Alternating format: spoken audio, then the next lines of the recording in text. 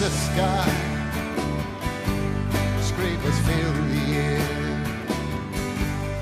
Will you keep on building higher till there's no more room up there? Will you make us laugh? Will you make us cry? Will you tell us when to live? Will you tell us when to die? I know we've come a long way. We're changing day to day. But tell me, where do the children play?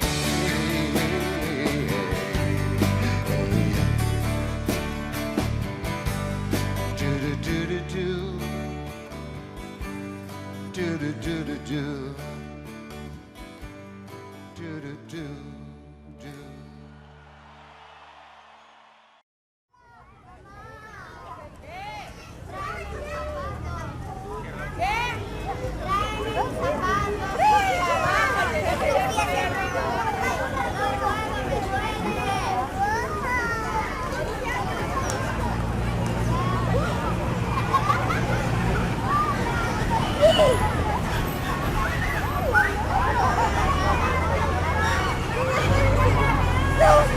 Ay, Tito, Tito.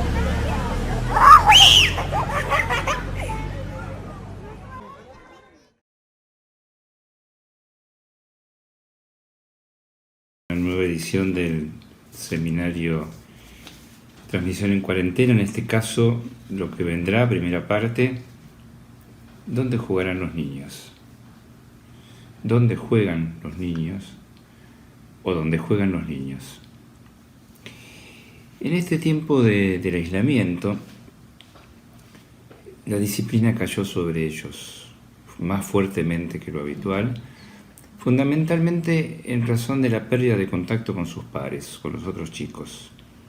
Bueno, los hermanos jugarán entre ellos, estarán entre ellos, pero los amigos, los compañeros, aquellos compañeros de juego, de colegio, de aventuras, de calles, de potreros, de barrio.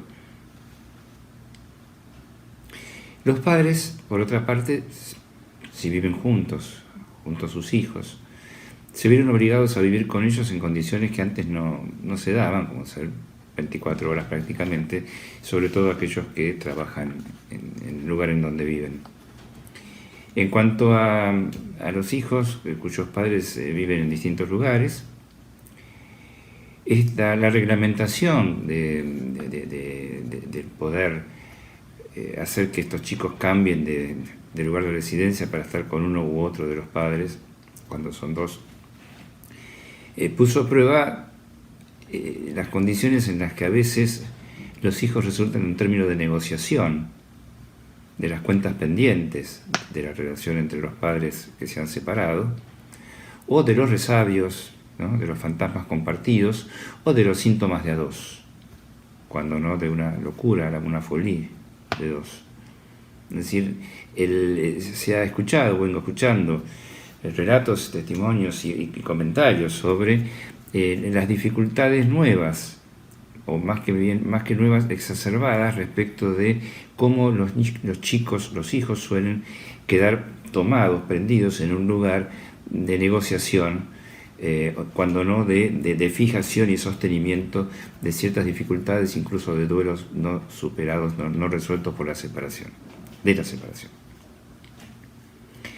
Por otra parte, la separación forzada del encuentro con los otros, ¿no?, del entorno social en el que los chicos se han movido, porque los que más han sido recluidos han sido los chicos, sobre todo en las ciudades en las que viven en departamentos, no tanto en ciertos lugares de condominios, barrios cerrados o en áreas más alejadas. Fueron los que más sufrieron el llamado distanciamiento social, que es una especie de separación forzada del encuentro con los otros, fomentando lo que ya venimos observando y comentando y analizando desde hace rato, que llamamos el año pasado autismo en la sociedad, malestar en la cultura, que es esa tendencia autista de esta vida de Occidente ciberglobalizado. la relación a las pantallas, a los joysticks o al mouse, al teclado, donde lo que participa del cuerpo es la cabeza y las manos, y el resto del cuerpo queda fuera. Y ahora, como ya también lo habíamos trabajado el año pasado, con la tecnología 5G, el cuerpo va a entrar de otra manera, pero va a ser un cuerpo en una realidad virtual más sofisticada y también en la realidad aumentada, o la llamada así. Si en estos últimos años pasamos del televisor como la niñera electrónica al ordenador o a la computadora o a la tablet o al smartphone como el niñero electrónico, y pasamos también a las maestras robot en el sentido de la teleeducación, campus virtual, educación a distancia, WhatsApp y los diversos programas, así como también venimos pasando del fútbol de potrero, de los juegos de plazas a los videogames en los que nadie se lastima los tobillos ni a nadie le sangra la nariz, para contento de algunos padres. Esta situación se ha extremado en estos momentos donde ya nada se realiza en presencia del cuerpo de los padres, de los otros chicos. En estos momentos en que, al menos en Europa, sobre todo se está comenzando a hablar y a practicar lo que llaman la flexibilización de la cuarentena, se empiezan a poder realizar salidas, van apareciendo los pensadores, los intelectuales que antes hablaban del encierro, ahora hablan de la salida y de qué va a pasar, ¿no? De qué es lo que vendrá, cuál es este mundo post pandemia, si es que termina la pandemia, cuál será el mundo que hemos perdido, como trabajamos veces pasadas, que no sabemos que hemos perdido, pero tampoco sabemos cómo va a ser el mundo que viene. Por eso esto de lo que vendrá tiene música, pero todavía no tiene letra. Estos artículos giran particularmente algunos, como el de Naomi Klein, que se llama Distopía de alta tecnología. Se refiere específicamente al estado de Nueva York y fue escrito el 13 de mayo para el periódico The Intercept. Comienza hablando de cómo las corporaciones, las grandes corporaciones de tecnología intentan instalar sus CEOs. Recuerdan que CEO, el titán de la inteligencia, en este caso son los titanes de la inteligencia artificial. Cómo estas grandes corporaciones luchan por instalar a sus CEOs en cargos estratégicos gubernamentales, no solo en el gobierno, como hemos visto, o como estamos viendo en algunos países, un gobierno que lo dirigen no los políticos, sino los CEOs de las empresas. Aquí, en cargos estratégicos, impensados hasta entonces, hasta ahora, como defensa, salud y educación. El artículo de Naomi Klein muestra una especie de contrapartida de la profecía que Byung-Chul Han decía respecto de que la salida de la pandemia iba a ser, y se iba a instalar un modelo de hipervigilancia más parecido al asiático que a las posibilidades de las democracias occidentales. Y contrariamente a la posición de Zizek, que decía algo así como que la pandemia va a forzar la destrucción del capitalismo, lo que Klein plantea más bien al contrario es que lo que va a producir es digamos, en sintonía con Byung-Chul Han, pero de alguna manera un poco distinto, va a terminar con las democracias. Ella habla en este punto de la iniciativa de un tal Eric Schmidt, que había sido CEO de Google, que se unió con el gobernador del estado de Nueva York, que se llama Cuomo, Andrew Cuomo, para encabezar una comisión para imaginar la realidad post-COVID del estado de Nueva York, con el énfasis, hay que prestar mucha atención a estas palabras, de integrar permanentemente la tecnología en todos los aspectos de la vida psíquica. Psíquica, vaya el lapsus, cívica. Me quedo con el lapsus, porque me parece que la colonización psíquica pasa por esto, ¿no? Integrar permanentemente la tecnología en todos los aspectos de la vida cívica. Permanentemente. y en todos los aspectos. Estos dos términos que hablan del universo, que el universo va a ser entonces tecnológico en todos los aspectos de la vida cívica, nos orienta respecto de qué es lo que están pensando, según el texto de Naomi Klein.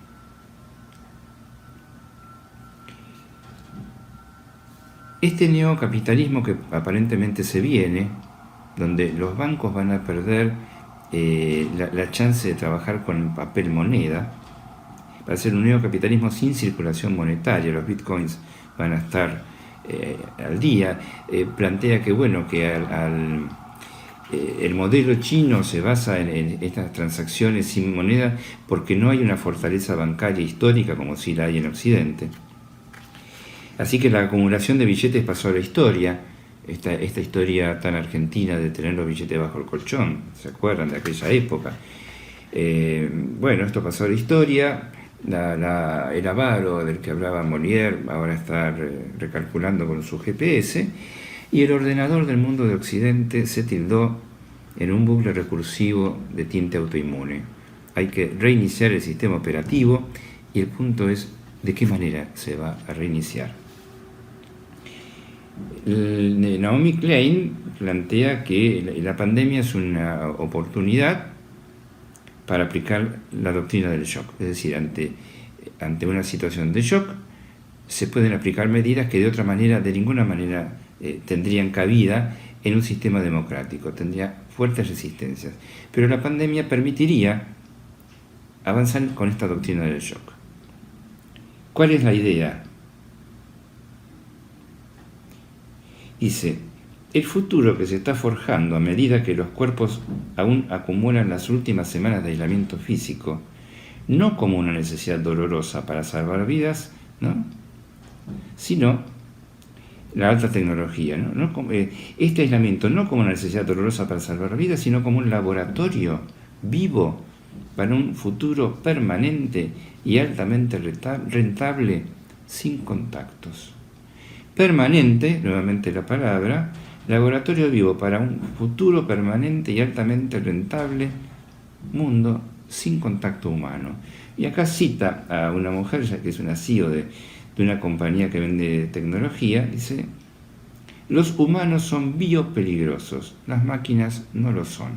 Es decir, está anunciando, no sabemos si esto resultará así, pero es verosímil, está anunciando que va a haber un futuro permanente de tecnología que va a incidir en la vida de todos nosotros para aislarnos y dar lugar a que los trabajos humanos sean practicados por máquinas, robots, que no son biopeligrosos. Bien, ¿qué pasa con los niños a todo esto? Cuando se piensa en los niños, el aislamiento se piensa en términos de salud, en mantener el dispositivo de distanciamiento anticontagio. Algunas soluciones que se han tomado para la salida de la cuarentena es en los patios de los colegios pintar franjas diagramando espacios como las cocheras de los estacionamientos para que cada chico se pueda sentar a jugar en ese espacio recortado. Se piensa en dejar un banco vacío entre banco y banco cuando se reúnen las clases. Se piensa en una rehabilitación robótica profiláctica a la entrada del colegio. Estarán viendo ahora seguramente el video chino en el cual esto se practica, con un robot que no es de ahora. El robot ya se implementó el año pasado, mucho antes de esta pandemia. Y se piensa en educación a distancia o teleeducación. Pero esta educación a distancia no es ya como la otra teleeducación a distancia de la que hablábamos, que era para acortar la distancia en términos virtuales para aquellos que no pueden acercarse a las aulas porque viven en distintas provincias, en distintas ciudades o en distintos lugares en donde es difícil acceder a un aula física, sino una educación a distancia obligatoria para todos. En este laboratorio hay una pregunta que releva el artículo de Klein que es sorprendente si no indignante. Se preguntan, ¿cómo aprenden los niños?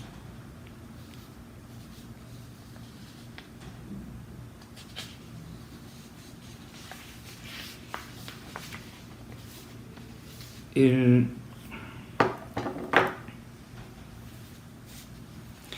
principio plantea que el sistema educativo tiene que ser más inteligente, porque con todos estos edificios y aulas físicas, ¿para qué las tenemos con toda la tecnología de la que disponemos?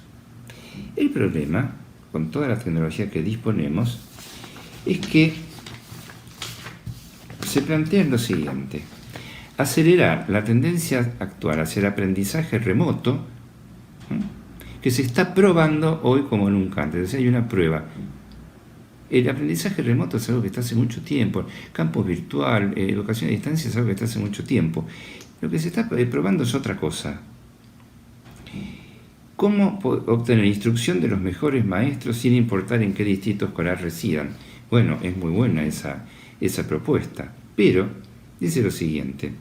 Schmidt, el CEO, ex CEO de Google, que ahora está a cargo de una comisión en el Departamento de Defensa, describió la programación ad hoc de educación en el hogar que los maestros y las familias de todo el país se vieron obligados a improvisar durante esta emergencia de salud pública como un experimento masivo en el aprendizaje remoto.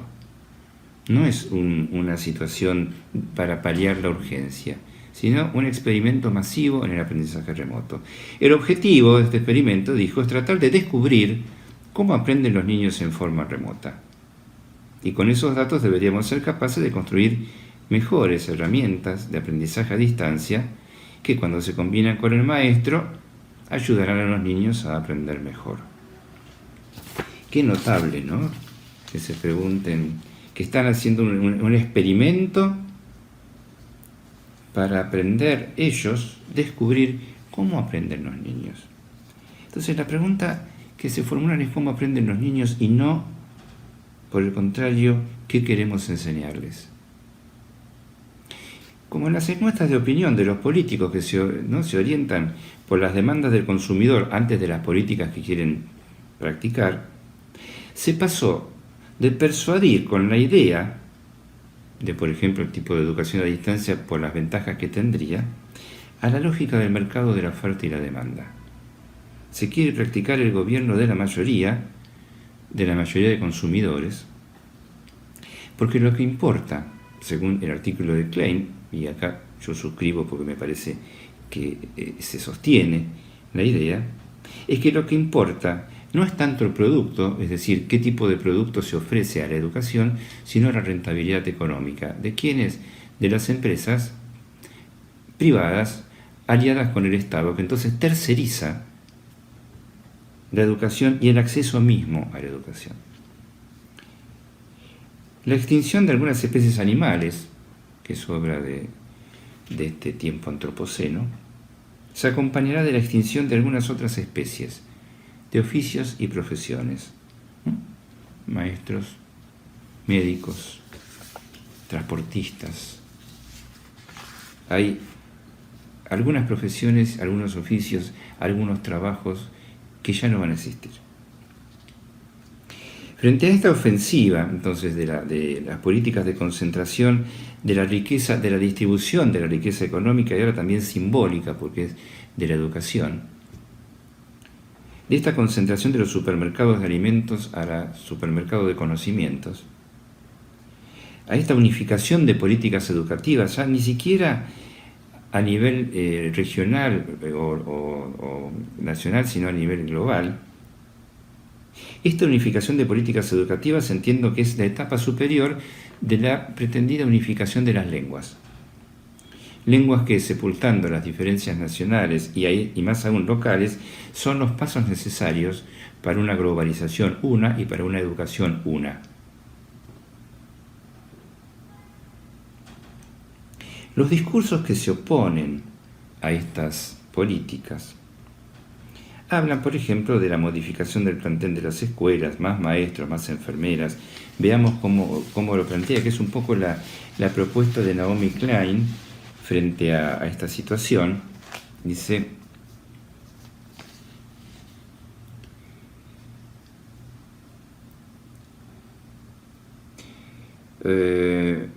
si las aulas superpobladas presentan un riesgo para la salud, al menos hasta que tengamos una vacuna, ¿No se podría contratar el doble de maestros y reducir el tamaño de los cursos a la mitad?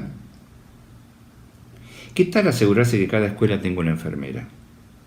¿Qué tal dividir el día en turnos y tener educación al aire libre, ya que sabemos las ventajas que da para los niños, para la capacidad de los niños de aprender la vida al aire libre y la naturaleza? Hay cambios que son difíciles, sin duda, pero no tan arriesgados como renunciar a la tecnología probada y verdadera de humanos entrenados, que enseñan a los humanos más jóvenes cara a cara en grupos donde aprenden a socializar entre ellos. Agrega otras cosas como la dificultad de poder pensar cómo producir una enseñanza para los chicos discapacitados y cómo solucionar tecnológicamente los problemas de un entorno hogareño superpoblado o abusivo. Todo esto es muy loable, indudablemente, pero a mi juicio hay algo que no está considerado, al menos en este artículo, y yo no lo he leído en otros por ahora, que es la siguiente. La relación entre los niños que pasan sus primeros años de vida, luego del destete de la familia, que lo pasan en escuelas, sobre todo en las escuelas, también en el club, en instituciones religiosas, de barrios, sociales, en fin, pero sobre todo en las escuelas, que es el espacio, sitio y lugar propicio para sus investigaciones sobre su cuerpo y el de los otros, sobre sus fuerzas y las de los otros, sobre sus fluidos y los de los otros, sobre sus poderes de seducción y liderazgo, o sobre sus tendencias a la sumisión o al recogimiento, sobre las limitaciones en el ejercicio de sus caprichos, sobre el aprender a disputar o ceder, sobre la sexualidad en el cuerpo a cuerpo del deporte, los juegos en los recreos, las peleas en la calle, la investigación sexual en los baños. Todo eso parece que ya no cuenta como práctica infantil fundamental. Se habla de la educación, pero se pierde la infancia tal como la conocemos. Me parece que el riesgo de pérdida de la infancia, eso lo he escuchado decir, no recuerdo a quién, el riesgo de que se pierda la infancia preocupándonos o preocupándose quienes están a cargo de esto por la educación, que es de alguna manera también lo que de alguna manera podemos ver que las técnicas cognitivo-conductuales para el tratamiento de los autismos pierden de vista también esto, es decir, que aprendan las conductas que son necesarias para vivir en sociedad o para retirarse de la sociedad, pero son conductas. Y la infancia no es el aprendizaje de conductas. En otra ocasión, hace un par de semanas, hablábamos de el trabajo infantil, que no es aprender las conductas, es encontrarse con los problemas de estructura, y es encontrarse cuerpo a cuerpo con los problemas de estructura. Entonces, separados los cuerpos, va a ser difícil que escuchemos a los chicos gritar, jugar, la algarabía infantil, que requiere que estén juntos. El contacto estrecho, que además produce una descarga de energía que sabemos que cuando no va a donde tiene que ir, va a otro lado, porque la energía de alguna manera tiene que descargarse. Como decía Freud en términos pulsionales, la pulsión se satisface siempre. Entonces, la pregunta no es tanto dónde juegan o dónde jugarán los niños, sino qué políticas se implementarán en que los niños jueguen como factor a cuidar, que estén en juego los niños y su infancia como factor a cuidar. Me refiero a los niños que hasta febrero de este año, y pese a la hiperdesconectividad forzada por las pantallas y el retiro brutal del cuerpo favorecido por la tecnología 4G y 5G más todavía, aún hasta febrero, estos chicos se mantenían como una especie que guardaba reminiscencias en los juegos con el cuerpo, reminiscencias de su pertenencia al reino animal.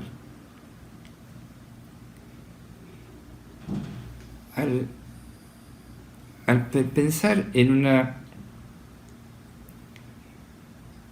un sistema permanente de tecnología aplicado a todos los aspectos de la vida cívica, con los cuerpos separados, porque son biopeligrosos. Al no estar los chicos en contacto con otros cuerpos, en los tiempos en que eso tiene que ocurrir o como ocurría hasta ahora, ¿cómo jugará la función del espejo? Es decir, del encuentro con el semejante. Lo estatutario, es decir, la cuestión de la altura, de las proporciones del cuerpo para las identificaciones. ¿A qué se identificarán los chicos? ¿A los robots? ¿A los cyborg? El año pasado trabajamos esto en relación a una película, Ghost in the Shell, en donde la protagonista, cyborg, tiene en la actuación de la actriz muy marcado el rasgo de que no se identifican los robots a los humanos, como al principio de la saga sobre inteligencia artificial, sino los humanos se identifican al robot. ¿A qué se identificarán? Como en otras épocas no tan alejadas, los chicos se identificaban en su aprendizaje del habla a quien les hablaba. En algunos casos, en la clase media alta ciudadana, a las niñeras que a veces provenían de otros países, y entonces los chicos se encontraban con modos de pronunciar y con terminología y armados gramaticales que no se correspondían a los padres. ¿Y a qué se identificarán ahora? ¿Al español neutro?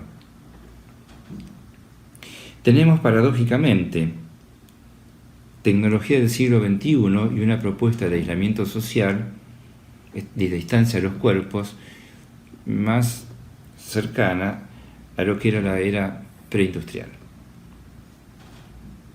Lo que quiero resaltar fundamentalmente para ir terminando es que estas soluciones tecnológicas que se están planteando en este momento de crisis, como están en relación, según la lectura de Klein, a la lucha por el poder de las hiperpotencias mundiales, en estos momentos Estados Unidos y China, y el lugar que tiene la empresa privada, de las grandes corporaciones de tecnología de inteligencia artificial, en combinación con los poderes gubernamentales, es probable que lo que el artículo menciona acerca de que esto sería una solución permanente sea lo que tal vez ocurra. Entonces no se plantea esto como una respuesta posible de la tecnología, de los recursos tecnológicos para paliar la crisis, sino una oportunidad de negocios. Si resulta, se viralizará. Y los niños sin infancia.